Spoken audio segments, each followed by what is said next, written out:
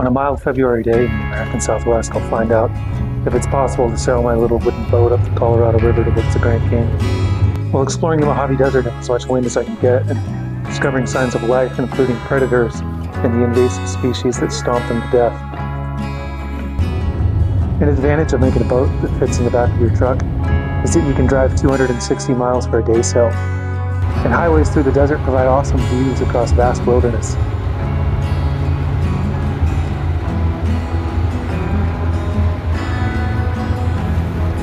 My route turned north through dusty, sprawling desert towns and fields of these iconic Joshua trees before cutting between hills rising to the east that build up the walls of the Grand Canyon and the declining elevation to the west, where these hills continue to tumble down to Lake Mead.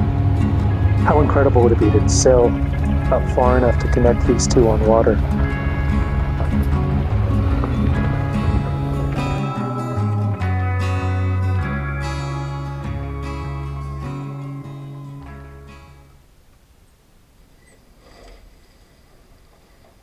Forecasted winds hadn't arrived yet, and I could row out into the open water and put up sails at a comfortable pace.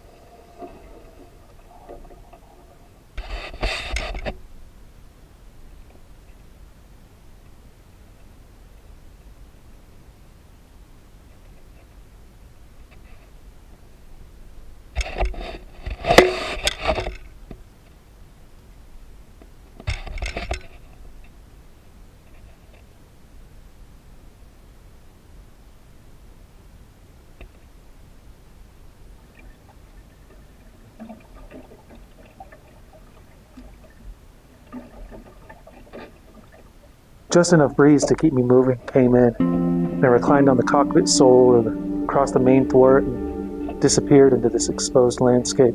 My biggest concern was weighing my laziness against my patience as I took turns rowing and then relaxing under sail power.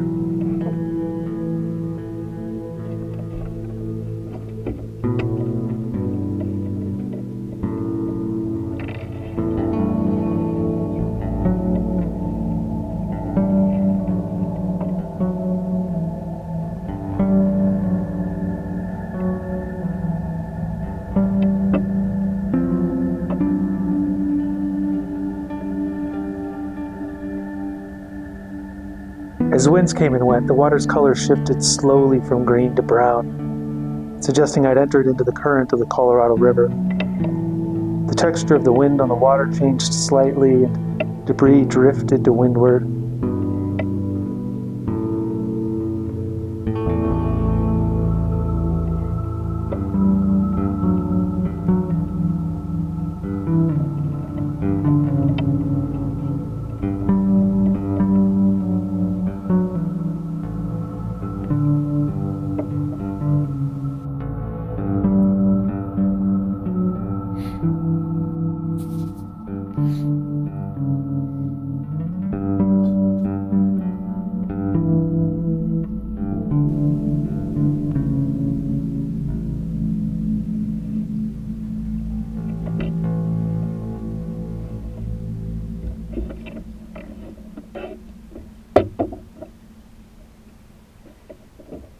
Visibility below dropped to inches in this sediment-rich water.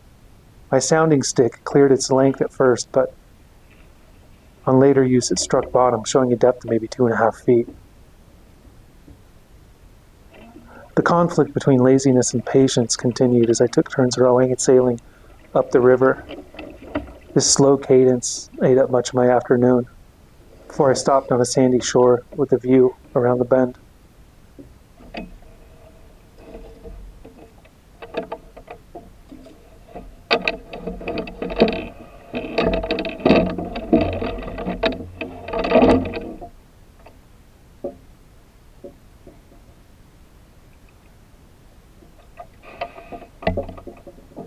The massive dunes climbing up the hillside are from years past when this was the river's influence at a high water line.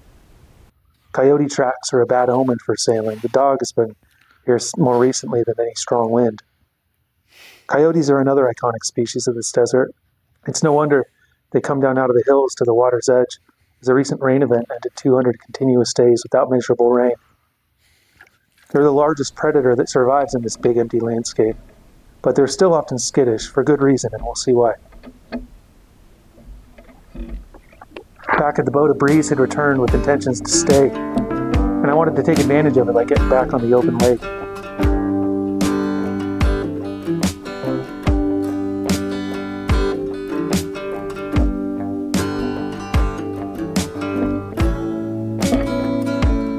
Sailing on a river can be tricky as you navigate wind relative to water, relative to land, while each is constantly shifting.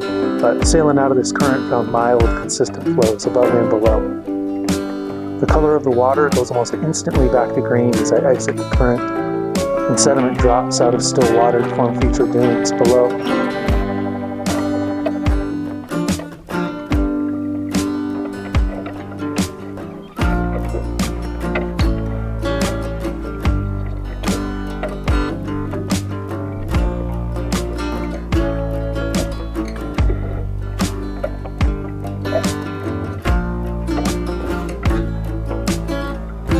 This wind that had been forecast to be here all afternoon came in.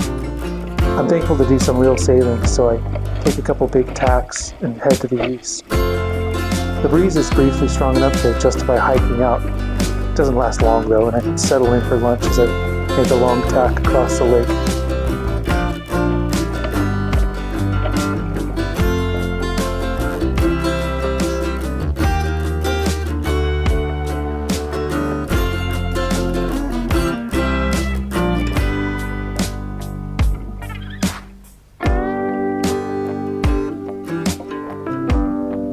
There's wildlife on the western shore. This yawl configuration makes it easy to park my little skiff and get a good view. Burros. They're not native, but feral descendants of pack animals brought to the Old West. The most common large animals out here are all invasive domesticated species. Horses, burros, cattle. These feral donkeys are known to put up a fierce defense against coyotes. People tell stories of them surrounding dogs and stomping them to death. I imagine a hungry pack of coyotes and a herd of burros with a newborn calf have had a few serious confrontations out here. When it's time to move this yawl again, I just backwind that mainsail and I'm off. I'd like to make it back to the eastern shore before the wind dies down for good, as it's already fading.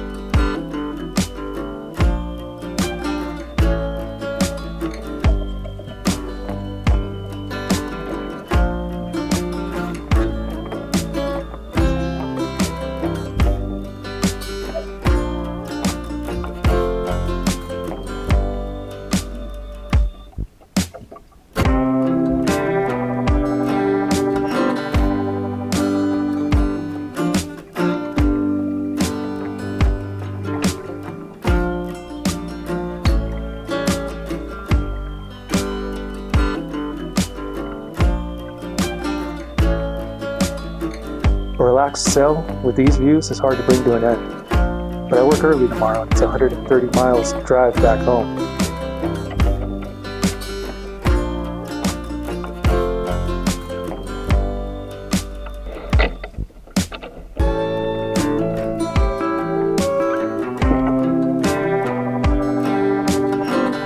There are even a couple other boaters out on this part of the lake that's this far off the beaten path. I didn't make much progress upriver today, but it was far from a wasted adventure.